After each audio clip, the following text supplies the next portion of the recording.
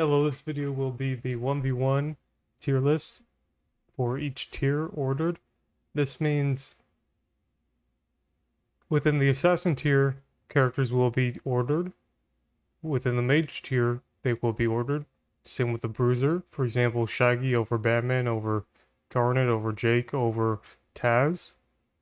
However, for example, Garnet might be better in 1v1 than Bugs Bunny, even though the order of this list is Assassin, Mage, Bruiser, Tank, Support. That order doesn't matter. It's just the only order that matters is the row order within the row of, for example, Mage, which one is better, Tom and Jerry or Bugs Bunny. And if Bugs Bunny is better, he'll be ranked in the first one in the row, and then Tom and Jerry second. Once again, that does not mean that Tom and Jerry is worse in 1v1 than Harley Quinn. Alright, so we are going to begin now.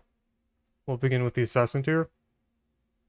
In my opinion, Harley Quinn, despite Arya having Touch of Deaths, is number one. Because most of the time Arya can get Touch of Deaths. However, Harley Quinn can also essentially get Touch of Deaths due to the combo of jab jab into light dare, into jab jab, nair nair, light dare, essentially doing 90%. That combined with her Jack in the Box and plushie makes her very good. We're going to discount some of the exploits in this game. An exploit, for example, would be Arya and her Touch of Deaths. We'll somewhat discount that, meaning we're going to assume that they will be nerfed. So this will effectively be a future tier list for the upcoming open beta, as well as a overall look at how each character was ordered within each class type from the previous test. The future is the most important thing, meaning the highest priority will be on how each character will be ranked for the next test. Harley Quinn will likely get her combo system nerfed. For example, I doubt the dare chain will exist anymore, so she will no longer be able to do dare into jump cancel. Just like they nerfed Superman's dare into no longer being able to dare into down strong. Let's see here, what will they do? What they will do is a very good question. They might just make it so that Harley Quinn can no longer do short up nair and then do short up down air right after. Just like they made it impossible for Superman to do down strong into short hop. They could do that. That would kind of break neutral a little bit for Harley. So there's that, which is a concern. They might increase the scaling on down air or scaling on nair so that it scales quicker. Either way, we're going to assume that that combo will be nerfed from 90% downwards to about 30% for each combo. 30 or 40%. So earlier I mentioned, yeah, Harley has got 90% combos, which are essentially touch of deaths, even though Arya's got touch of deaths. That line of thought is an example of a tier list that is focused on the most recent beta, which is ultimately kind of a pointless tier list because the beta has already passed, and the next beta will be significantly different. So that was just an example. Either way, I still put Harley as first because she has the Jack in the Box, which is extremely powerful. She can simply use it to deny neutral. As long as she hangs around near the Jack in the Box, she cannot get comboed, because if they continue the combo horizontally, then they run into the Jack in the Box. Same thing with low percent and juggling, where if she gets hit, then she drifts towards the Jack in the Box, and they cannot continue to punish her. Also, she's got the neutral heavy, the hammer, which can be charge canceled, and KO's at about 100. And she has no problem building percent.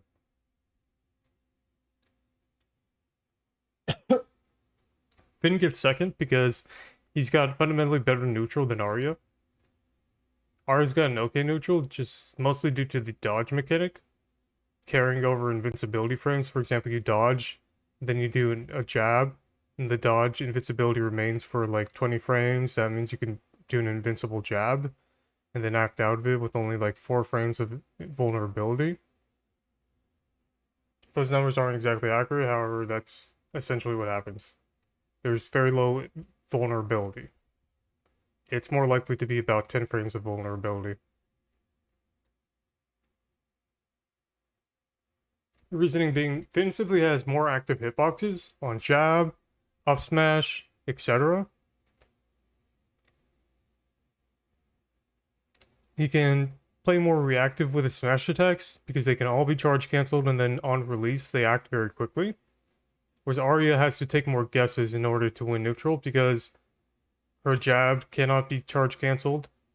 Her up smash cannot be charge cancelled. Her down smash or down tilt, however you look at it. The only thing that can be charge cancelled on her is her neutral smash, the one where she leans back like this and then strikes forward, which is overall pretty slow. So she has to once again make a read in order to even hit that to begin with. And it's quite committal after the hitbox comes out. That and her short up nair, which in order to be used well, she has to approach with it, which has a lot of risk involved because she could give up a lot of stage space because she must approach with it. And she risks getting reversed, like dodged through it or just jumped over.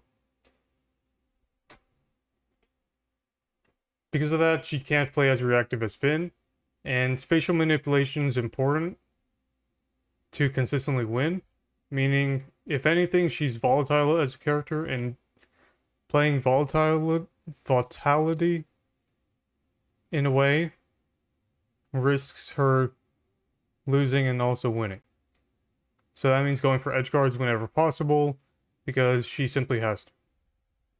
And that's not a consistent way to win. Not to mention, she loses neutral because she just has to commit more and make more reads than Finn does. Which you would expect to be different because she's got a shorter sword, and base-wise, she's faster. So you assume she can play more reactive.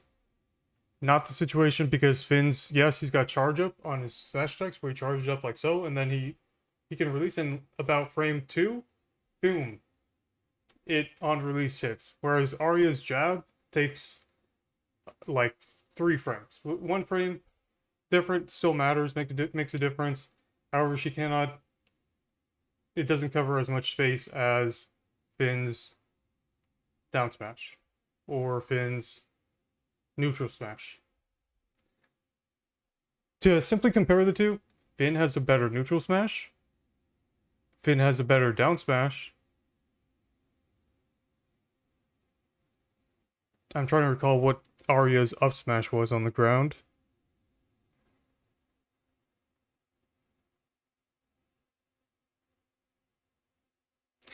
Unfortunately, I do not recall.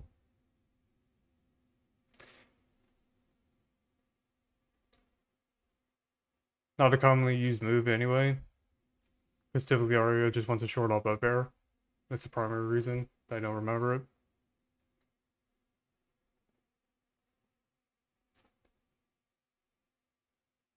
Finn's got a better up special. His up special backback hits more often than Arya's up special, where she jumps forward with a dagger like so. It's more likely to hit during juggle situations, and thus KO better. Also, Finn has the speed boost, which is rather consistent, and he has a projectile with his gem that he can use to nullify Harley's Jack-in-the-Box and other projectiles. So he has that dynamic to him, the projectile dynamic, that Arya simply does not have without risking knife throwing. And if you use knife, the dagger, up, and then it's gone, Without dagger, hitting the opponent and getting the half cooldown reduction refund, Arya is just way worse as a character. She simply cannot KO consistently without the dagger. Okay, next here. Bugs Bunny over Tom and Jerry. We put Bugs Bunny over Tom and Jerry. Not necessarily. We actually put Tom and Jerry over Bugs Bunny. Because in theory, next patch, next test, Tom and Jerry will no longer have the double Jerry nerf, double Jerry glitch, where when taking any cooldown reduction with Tom and Jerry suffers from when he slingshots Jerry and then does dynamite, for example, another Jerry appears and he can toss Jerry, even though Jerry's across the screen, he can toss him again. So he effectively has two Jerrys to use. Even if Jerry gets KO'd, he can just use dynamite and then Jerry appears again. So he has infinite Jerrys. They'll fix that. So even with the nerfs incoming to the fire projectile and the ice projectile, both of which Jerry uses well, all Tom Jerry needs is the cooldown reduction. So he simply needs to take the ability debuff refund on top of the ice projectile, which, so you know, the ice projectile causes there to be a ice debuff for about 5 seconds on the opponent, 2 stacks worth, which will be reduced to 1 stack, I predict. So it'll be reduced down 4 seconds. 4 seconds is still a long time, however. And then that combines with the ability debuff refund, which refunds cooldown by 0.5 seconds each time the character hits the opponent that has the debuff on them. That means Tom Jerry effectively hits him with 1 dynamite and then has a 4-second window to hit with any of his multi-hits. He has basically multi-hits on every move. So he hits him once, that's guaranteed 1 second reduction because at least 2 hits are going to connect. For example, he hits him with dynamite, then he hits him with another dynamite that might hit 2 times. That's 1 second reduced. Or throws Jerry at them slingshot and then uses a tennis ball, which hits them on their way during the hit stun across the screen. Basically, whenever he tosses Jerry, if it's spaced correctly, it combos into Jerry doing a racquetball swing when Tom slingshots the tennis ball. Or he simply jabs, and that reduces the cooldown on everything he has by 2 seconds. For reference, CoffeeZilla, that does a 1 second cooldown reduction, whereas ability debuff refund reduces, as we know now, from speaking of examples with Tom and Jerry, by at least 1 second minimum. Typically 2 seconds minimum over the course of 10 seconds. Once again, over the course of 10 seconds, CoffeeZilla reduces the cooldowns by 1 second because it's 10% off. Over the course of 10 seconds, ability debuff refund, the red clock stopwatch, that refunds minimum 2 seconds. Practically, it can do 3 seconds over the course of 10 seconds. Which is huge for Tom and Jerry. Makes it so you can spam dynamite, spam Jerry, spam tennis balls, spam trap, etc. And he simply cannot really lose with that. There's just too much space control on the screen. So that's why I put Tom and Jerry above Bugs Bunny, because he has multi-hits for days, whereas Bugs Bunny does not. Examples of Tom and Jerry multi-hits is his up smash, the racquetball, 1, 2, 3, 4, can hit 4 times. Imagine hitting that 4 times, that's instantly 2 seconds off. And then comboing that, because it does combo, into, or frame traps. If frame traps, meaning they can't do much except get hit by another move unless they dodge the correct direction. And then another up smash. Hits it 4 times again. That's 4 seconds cooldown reduction, cooldown refund, as it's referred to in the game. So if Tom and Jerry just now used double dynamite, dynamite's got like a 10 second cooldown or 8 second. By the time he can double dynamite, dynamite swing, go in, use up smash to read a aerial approach, use up smash again. By that time, 4 in-game seconds have passed, and then 4 cooldown refund seconds have occurred, meaning he has another dynamite up. So neutral resets, and then he just dynamites again, and then he can go ahead and do that again, except this time do jab instead of the second up smash, and then he can dynamite again. Not to mention he can lay traps during that twice. Not twice, he can lay a trap during that, then soon after lay another trap. He can slingshot Jerry. Even if Jerry gets KO'd, he can simply save dynamite and then use dynamite twice in a row, combining with up smash or jab, and then get Jerry back rather quick. As we can tell from explaining it, he gets his cooldowns back up really quickly, and he simply wins by out DPSing the opponent, even with Ignite nerf, as well as controlling the stage and just winning neutral with all of his projectiles, in coordination with the ability, debuff, refund perk. Bugs Bunny gets second because he simply cannot make use of the ability, debuff, refund perk, as well as Tom and Jerry. It's really that simple. Safe is a one-hit move. Pie is a one-hit move.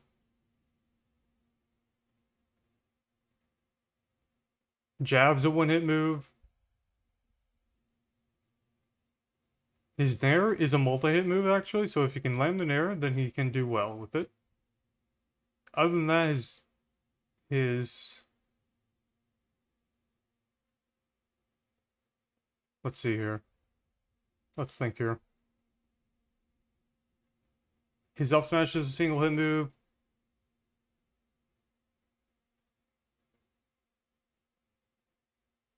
His rocket's a single hit move. He doesn't have many multi-hits.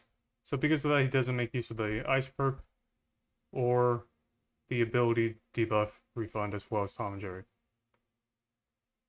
Down to the Bruisers section, Garnet gets first easily. This is because she got buffed. I believe her speed got buffed. That, combined with her dancing, that buffs her speed even more. For those who have played Nickelodeon Brawl, it's similar to PTM. She just hit or Smash 4, similar to Cloud. She simply has overwhelming speed and power. That means she can manipulate neutral well, she can approach well, she can control stage well, she can negate disadvantage well, aka she can recover from disadvantage really well, simply by double jumping back into center stage at full speed. She has a lot of multi-hits.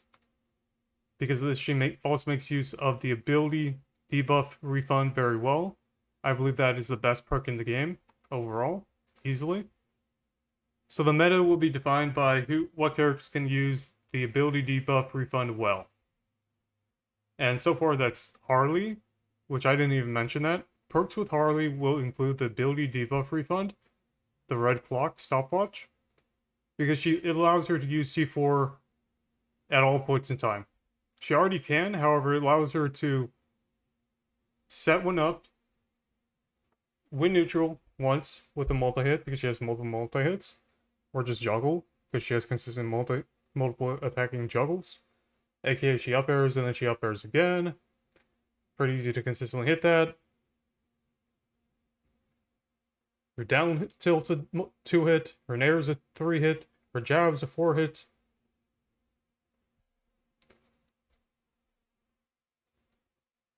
Anyway, she sets up the Jack-in-the-Box, then she wins neutral with it. Then even if they get hit to get rid of the issue, which is the Jack-in-the-Box presence, because it's actually optimal just to get hit by it and just not get comboed afterwards. That's the game. Get hit by it or destroy it without getting comboed, followed up on by the Harley. Even if they do that, she just has to hit them once, win neutral in time to get the multi-hit, and then it's up again. And it just goes on forever. Up next, let's see here.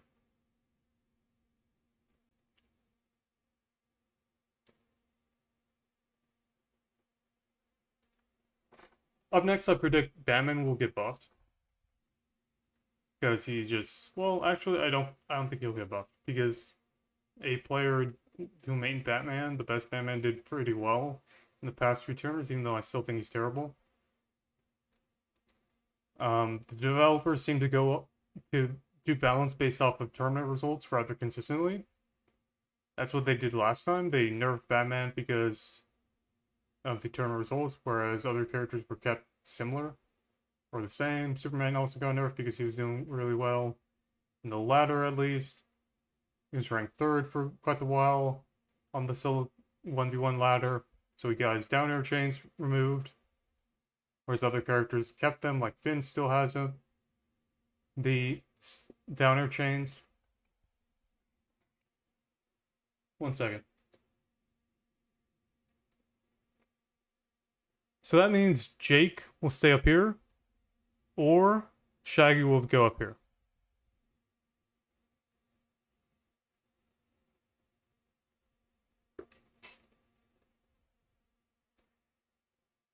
I'm unsure exactly what they will do. I predict they'll nerf Jake's Fair because it's overwhelming. They don't like things that are overwhelming or way too simple and abusive. Exploitable. Not exploitable, just over-centric to their gameplay. Jake's optimal gameplay is simply short off Fair. And fish for dare. That's pretty much it. Taz gets over here because he's new. Because he's new, people simply are not that good in the matchup. So he can do a lot of things that otherwise he simply would not be that good at. Shaggy gets over here because I predict he will not be changed. That's my guess. He did rather okay this test. I believe there are 2 of them in the top 15 on the 1v1 ladder. Now onwards to tank.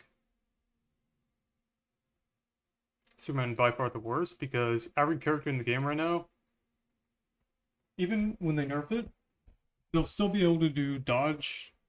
Not necessarily, actually. Every character in this game has dodge, which is effectively the same as super armor. Because you dodge and then you attack. If you time it well, it works. There is this mechanic in the game right now where... One sec.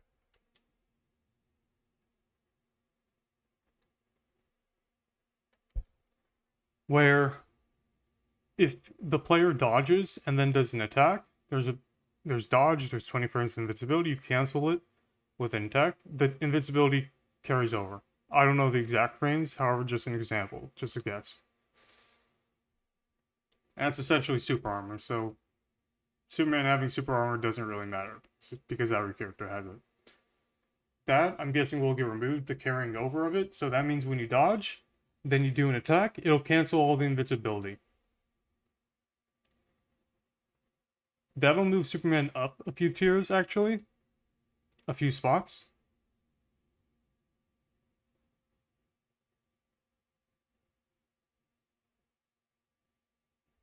However, players still have the fundamental dodge mechanic, where they can still dodge and then attack, which is similar to super armor.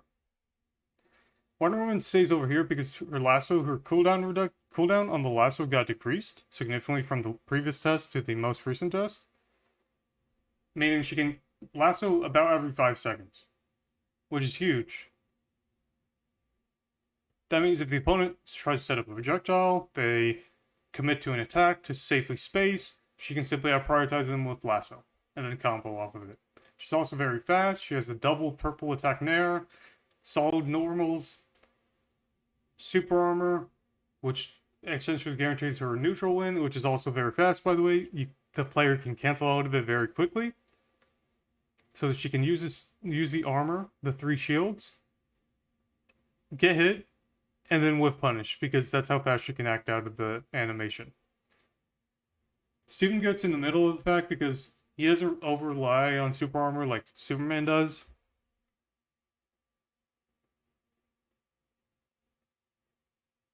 He has decent projectile nullification. He's got OK neutral with his Nair that does up to 15% when charged. He's got an OK up air. He's got decent disadvantage with his waveboard shield ride. His down special when he comes down from the air and he rides the shield. His watermelon is kind of pointless because a lot of characters can hit it once and then it's destroyed. Let's see here. So he's got the watermelon cooldown, he's got the shield cooldown. He doesn't have multi-hits. If he had multi-hits, I'd consider raising him, valuing him more. However, he does not. Because of that, he cannot spam his watermelon or his shield because he lacks multi-hits. Onwards to support, I would put Velma above Raindog. This is because Velma has more spells than Raindog. This means she can make use of the ability debuff refund more than Raindog, the red stopwatch perk. Maybe I can show you guys what it looks like.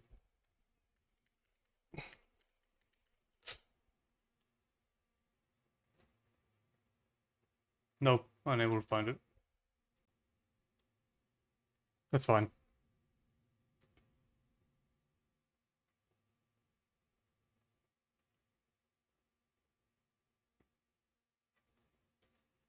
She can use a bunch of spells. For example, her speech bubble, she simply uses them. She uses Siren. She uses her up special, the ice. She uses her book, the cooldown reduction. And she hits them with multiple attacks, like her jab, the speech bubbles, etc. And that combined with CoffeeZilla, ability debuff refund, and the ice projectile perk makes it so that the opposing player has to deal with a bunch of projectile space control going on the screen. Keep in mind, I didn't see a single Velma player run the ability debuff refund perk, nor Tom and Jerry player, nor Bugs Bunny player, nor Harley Quinn player, other than myself. And I know how overpowered that thing was because I played it myself and did well with it despite not playing the characters that much.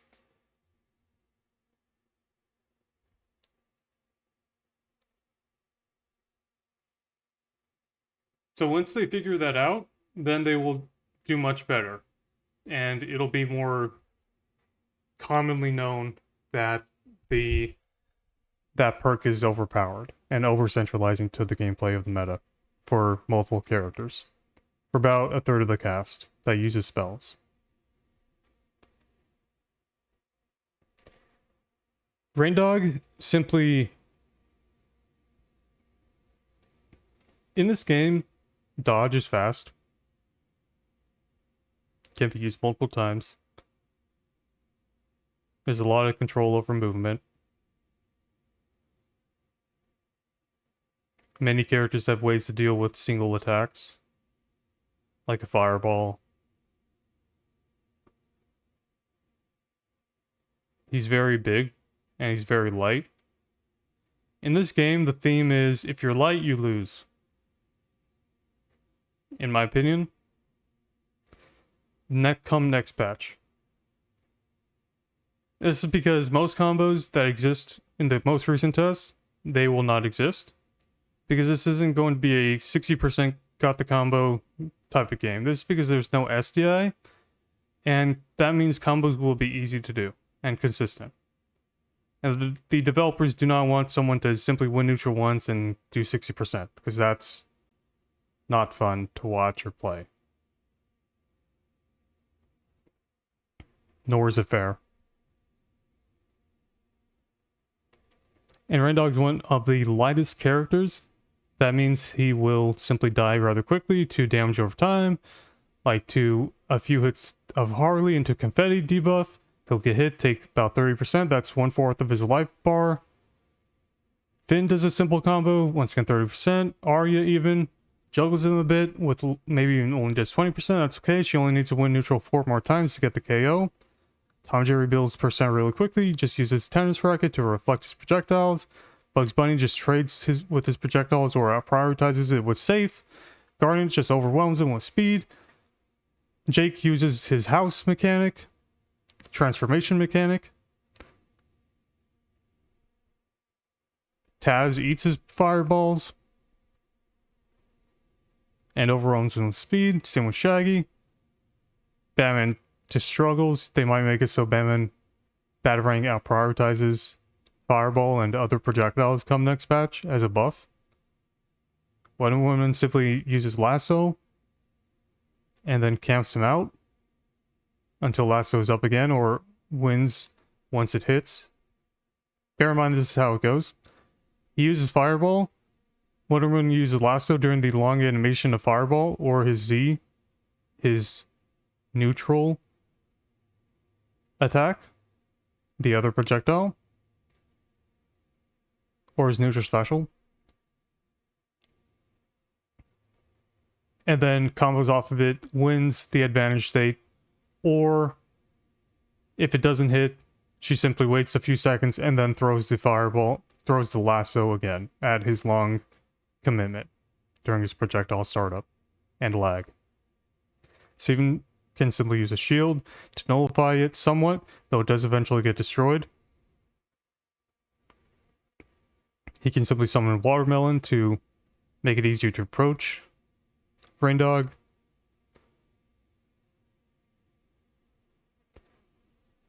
Superman can just zone break against Rain Dog because he's got very fast dash and wave dash and super armor to deal with these single hit attacks. Velma simply outranges Rain Dog. Overall, I'd say this is ordered from best to worst class in 1v1s. And for the upcoming patch, it'll continue to stay this way. The philosophy behind why assassins are the best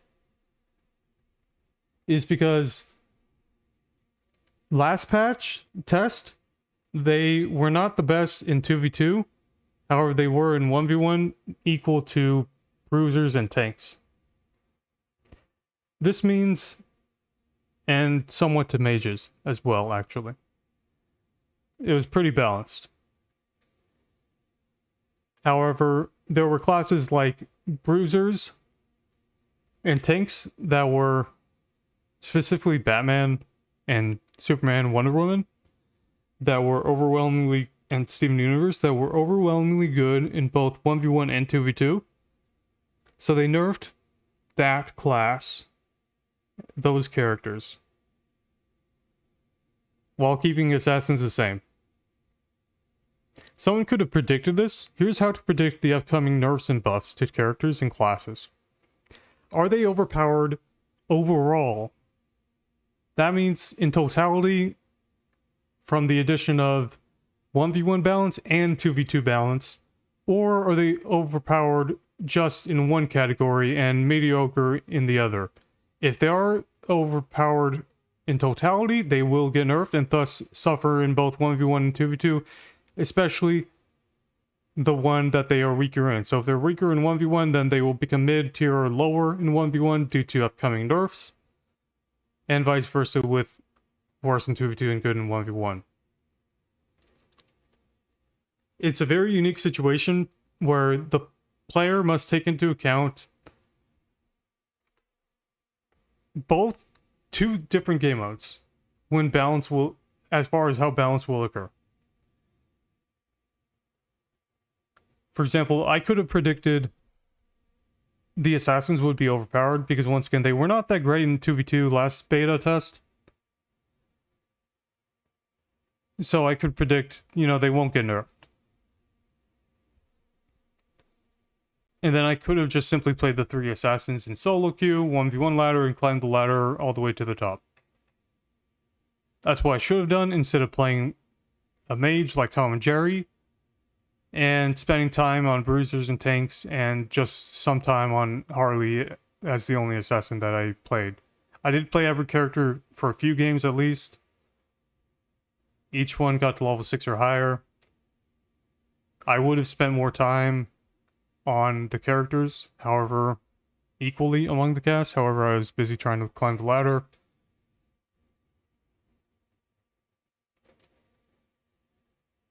Next patch, next beta test, the open beta, I will split time evenly across the entire cast.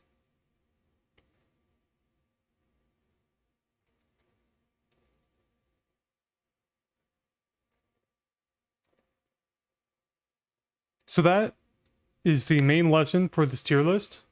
To become a fighting game pro is to predict the future buffs and nerfs to characters and classes based off of the fact that there are 2 game modes to take into account for predicting the future buffs and nerfs to characters.